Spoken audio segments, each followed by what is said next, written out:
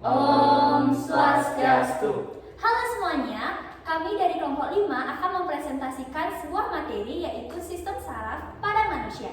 Sebelum itu, izinkan kami memperkenalkan diri terlebih dahulu.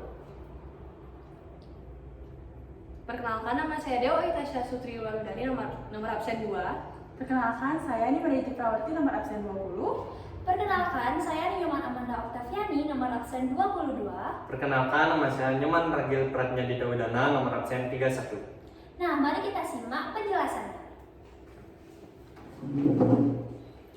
Oke, jadi kita akan membahas mengenai sistem saraf. Sistem saraf merupakan jaringan kompleks yang memiliki peran penting untuk mengatur setiap kegiatan dalam tubuh. Beberapa fungsi sistem saraf yang sering kita dengar adalah untuk berpikir, melihat, bergerak, hingga mengatur berbagai kerja organ tubuh. Adapun cakupan materi yang akan kami bahas, yang pertama ada sel saraf atau neuron, lalu yang kedua ada susunan sistem saraf manusia, yang ketiga ada terjadinya gerak biasa dan gerak refleks, yang keempat ada prinsip penghantaran impuls, dan yang terakhir yaitu gangguan sistem saraf. Baik, di sini saya akan menjelaskan mengenai sel saraf atau neuron. Jadi pada sel saraf atau neuron itu ada beberapa bagian, yaitu yang pertama ada dendrit, sel, nukleus, neuron atau akson, selubung myelin, sel swan, nodus ranvier, dan sinapsis. Nah, adapun fungsi dari bagian-bagian struktur sel saraf yaitu pertama dendrit. Dendrit merupakan bagian yang menerima impuls dan menghantarkannya ke badan sel. Kemudian yang kedua ada badan sel menerima impuls dari badan sel dan menghantarkannya ke akson.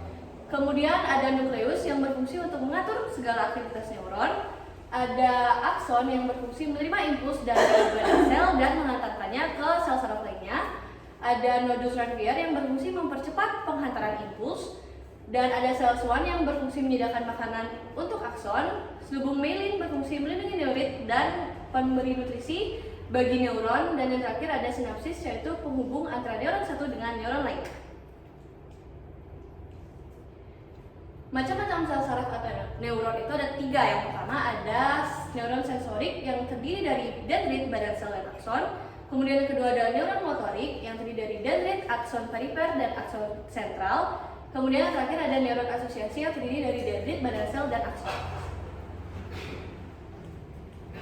Neuron sensorik merupakan neuron yang berfungsi menghantarkan impuls dari reseptor ke sistem saraf pusat, yang dimana organ reseptor adalah alat indera.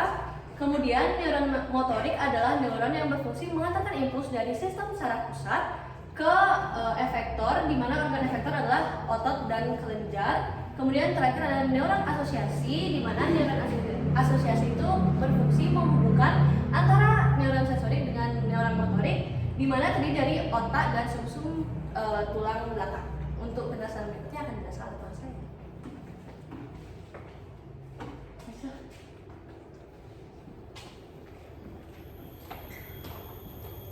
Baik, di sini saya akan menjelaskan tentang susunan sistem saraf manusia. Nah, susunan sistem saraf manusia ini dibagi menjadi 2, yaitu sistem saraf pusat dan sistem saraf tepi. Adapun bagian dari susunan sistem saraf manusia, yaitu ada sistem saraf pusat yang terbagi menjadi 2, yaitu otak dan susun tulang belakang. Lalu ada sistem saraf tepi yang terbagi menjadi 2, yaitu berdasarkan tempat dan berdasarkan fungsinya. Yang pertama ada bagian dari sistem saraf pusat, yaitu otak. Otak merupakan saraf utama yang mengatur seluruh gerakan atau aktivitas tubuh manusia, di mana bagian otak ada 2, yaitu bagian dalam dan bagian luar. Bagian dalam atau medula berwarna putih yang mengandung banyak neurit dan dendrit, di mana disebut juga dengan substansi alba. Sedangkan bagian luar otak atau korteks yang berwarna abu-abu, di mana mengandung banyak badan sel saraf yang disebut dengan substansi glisel. Adapun struktur dari otak, ada otak besar atau cerebrum, ada otak tengah atau mesencephalon, ada otak depan atau diencephalon yang terbagi menjadi 2, yaitu talamus dan hipotalamus, dan juga ada kelenjar pituitari ada batang otak atau brainstem yang terbagi menjadi dua, yaitu pons dan medula oblongata. Ada otak kecil atau cerebellum. Otak besar. Otak besar merupakan pusat pengaturan seluruh aktivitas manusia yang kita sadari, di mana otak besar ini memiliki 4 fungsi, yaitu sebagai kesadaran, ingatan atau memori, pertimbangan, dan pengaturan aktivitas kepandaian atau inteligensi. Adapun bagian-bagian dari otak besar. Nah, otak besar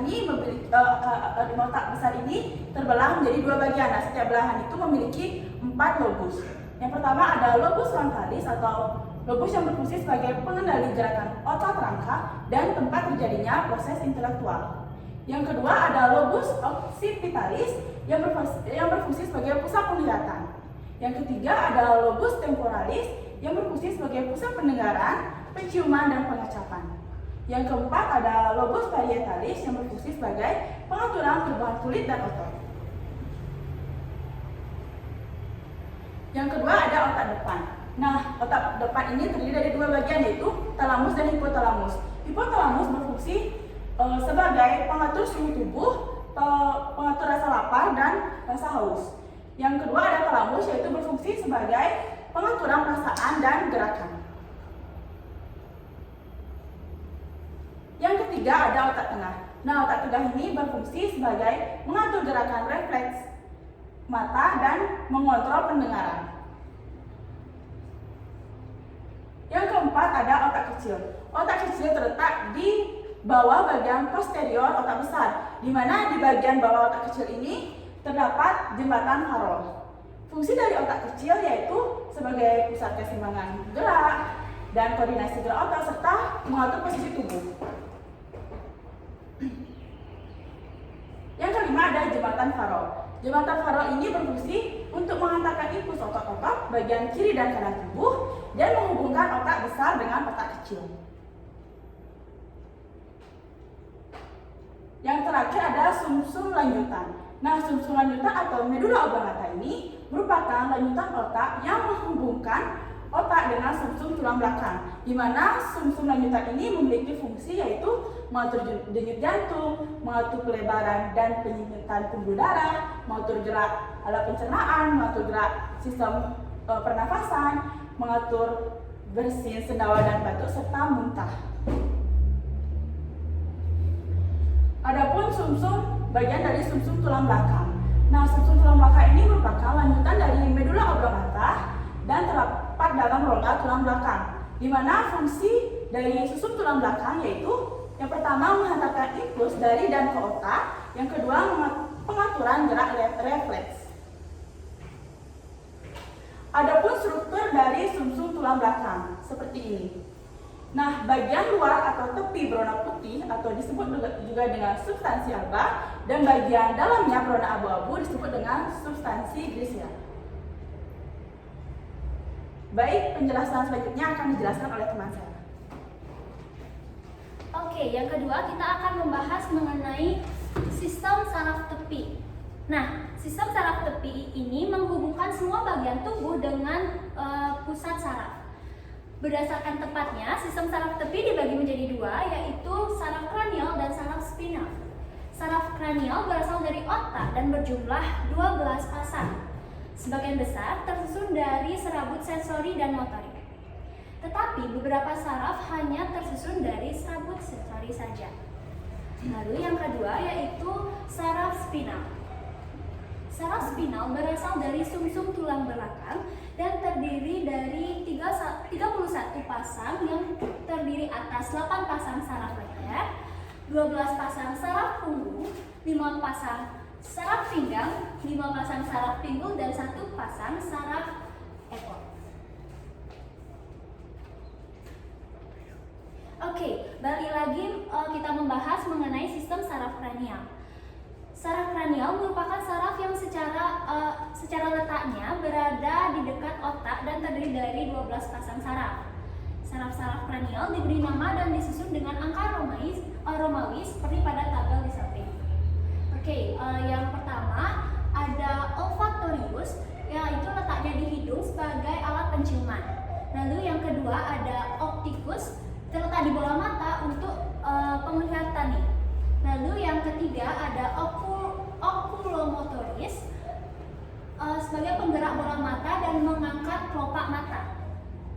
keempat ada troclearis, terletak di mata dan dapat menyebabkan memutar bola mata dan pergerakan bola mata.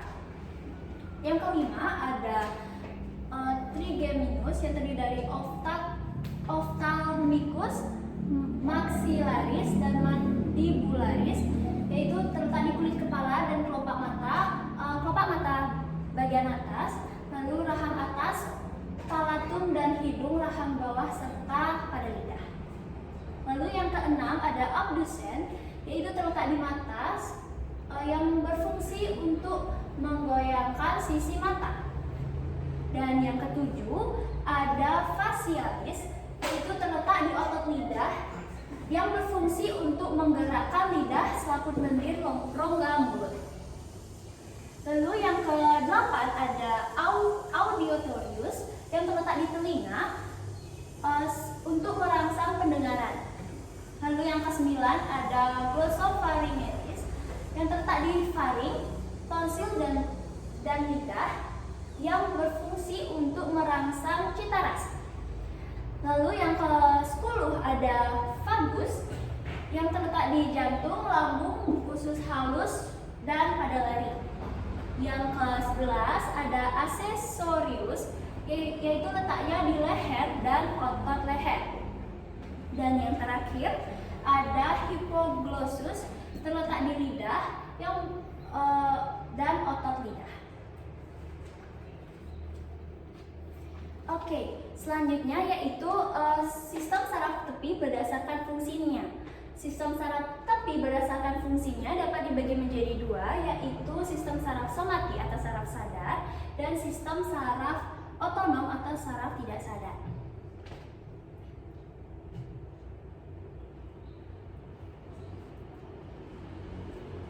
Oke, sistem saraf somati atau saraf sadar mengatur gerakan yang disadari seperti gerakan kaki melangkah. Berdasarkan arah impuls yang dibawanya, sistem saraf somati dibagi menjadi dua, yaitu sistem saraf aferen dan sistem saraf eferen. Sistem saraf aferen yaitu membawa impuls dari reseptor ke saraf pusat, sedangkan sistem saraf eferen membawa impuls dari saraf pusat ke efektor. Selanjutnya kita akan membahas mengenai sistem saraf otonom atau saraf tidak sadar.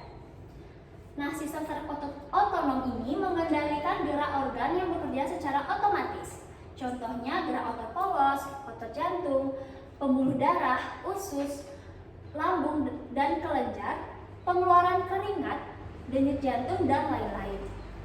Sistem saraf otonom terdiri dari dua, yaitu sistem saraf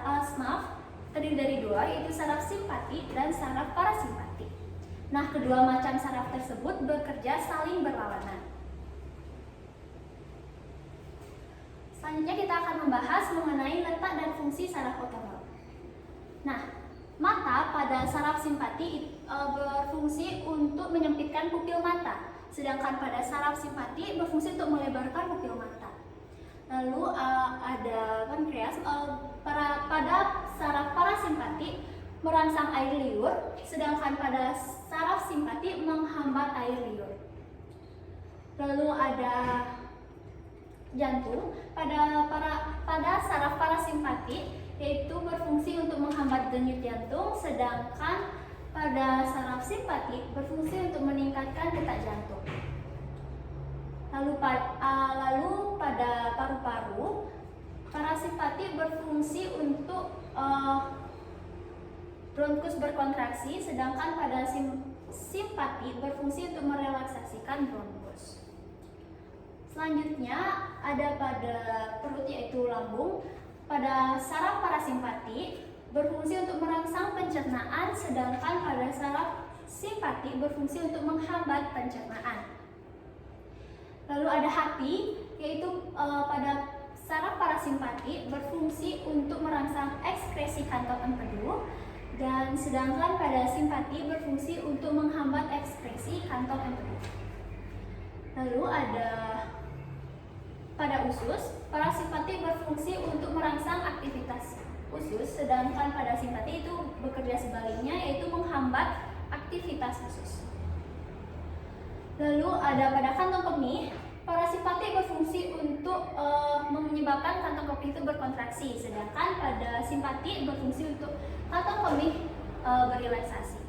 Dan yang terakhir pada rektum, saraf parasimpatik bekerja untuk menyebabkan relaksasi rektum, sedangkan pada saraf simpatik itu bisa menyebabkan rektum berkontraksi. Selanjutnya kita akan membahas mengenai terjadinya gerak biasa dan gerak refleks. Nah, bentuk gerak dari stimulus sistem saraf dibagi menjadi dua, yaitu gerak biasa atau gerak sadar, sedangkan yang lagi satu yaitu gerak refleks atau gerak tidak sadar. Gerak biasa. Gerak biasa merupakan gerak yang disadari. Contohnya, melangkahkan kaki, menyapu halaman, atau mengambil pensil saat ingin menulis. Nah, skema perjalanan impuls pada gerak biasa terjadi sebagai berikut. Dimulai dari kita memperoleh rangsangan, lalu reseptor menerima rangsangan tersebut dan dibawa ke saraf sensori. Nah, dari saraf sensori ini lalu dibawa ke otak untuk diolah dan akhirnya dihantarkan ke saraf motorik dan dibawa ke efektor atau otot sehingga terjadinya gerakan. Lalu yang kedua yaitu gerak refleks. Gerak refleks merupakan gerak yang tidak disadari. Neuron di otak hanya sebagai konektor saja, yaitu neuron konektor di otak dan di sumsum tulang belakang. Contoh gerak refleks melalui neuron konektor di otak yaitu pupil mata mengecil saat kita silau.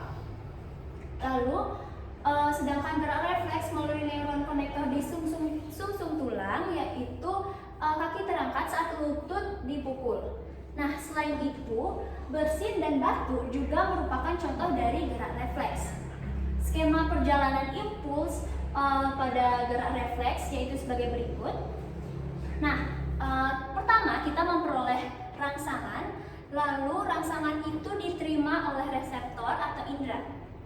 Setelah itu, reseptor yang diterima setelah itu dari reseptor menuju ke saraf sensori. Nah, dari saraf sensori dibawa ke sumsum tulang belakang untuk diolah. Lalu setelah sumsum tulang belakang ini memberi respon, maka dibawa ke saraf motorik dan terakhir akan dibawa ke efektor atau otot sehingga terjadinya gerak refleks.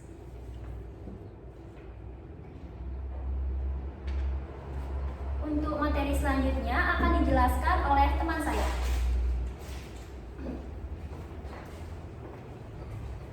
D. Prinsip pengantaran impuls. Prinsip pengantaran impuls dibagi menjadi dua, yaitu pengantaran impuls melalui neuron dan yang kedua pengantaran impuls melalui sinapsis. Pengantaran impuls melalui neuron. Mekanisme pengantaran impuls oleh neuron terdiri dari 3 tahap. Yang pertama yaitu tahap polarisasi, yaitu neuron beristirahat atau tidak mengantarkan impuls. Yang kedua ada depolarisasi, yaitu neuron dilalui oleh impuls. Dan yang ketiga ada repolarisasi, yaitu neuron sudah dilalui oleh impuls. Bagian luar membran bermuatan positif, sedangkan dalam membran bermuatan negatif.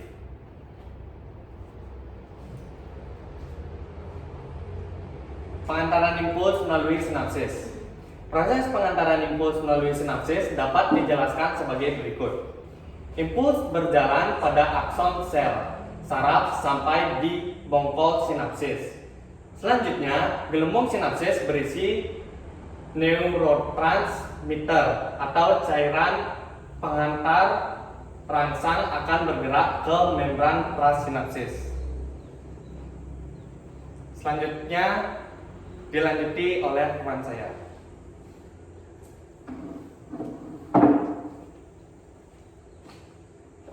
Selanjutnya, gangguan pada sistem saraf. Gangguan sistem saraf adalah kelainan atau kerusakan yang terjadi pada sistem saraf manusia sehingga mempengaruhi fungsinya. Penyakit pada sistem saraf dapat terjadi secara perlahan dan menyebabkan hilangnya fungsi secara bertahap atau degeneratif. Namun, kondisi ini juga dapat terjadi secara tiba-tiba dan menyebabkan masalah yang mengancam jiwa atau akut. Untuk penjelasan selanjutnya akan dijelaskan oleh teman saya. Baik, di sini saya akan menjelaskan penyakit meningitis.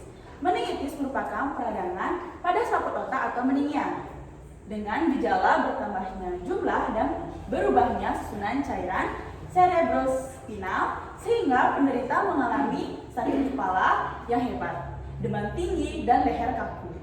Penyakit ini dapat disebabkan oleh bakteri ataupun virus. Penjelasan selanjutnya akan dijelaskan oleh teman saya. Oke, selanjutnya kita akan membahas mengenai penyakit stroke. Stroke merupakan salah satu penyakit tidak menular, penyebab kematian terbesar di dunia.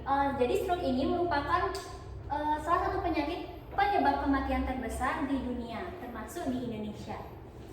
Penyakit saraf ini terjadi karena terganggunya pasokan darah ke otak akibat penyumbatan atau pecahnya pembuluh darah seperti gambar di samping, sehingga menyebabkan jaringan otak tidak mendapatkan oksigen dan nutrisi yang masuk dan nutrisi yang cukup untuk menjalankan fungsinya dengan baik.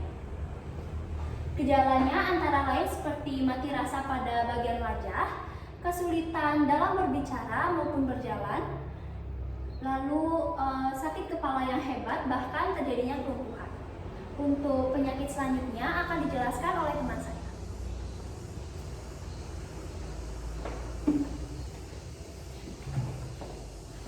Lalu penyakit selanjutnya ada neuritis. Neuritis merupakan gangguan pada saraf tepi akibat peradangan, keracunan, atau tekanan. Penyakit neuritis dapat menyebabkan nyeri dan kaku serta menyebabkan kelemahan dan peletihan otot. Bahkan, penyakit neuritis yang parah dapat memicu kelumpuhan. Gejala penyakit ini adalah rasa sakit yang hebat pada malam hari.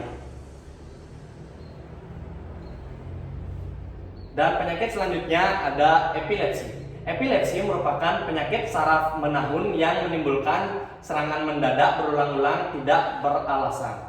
Penyakit ini dapat disebabkan oleh trauma kepala, tumor otak, stroke, dan alkohol. Epilepsi bukan termasuk penyakit turunan.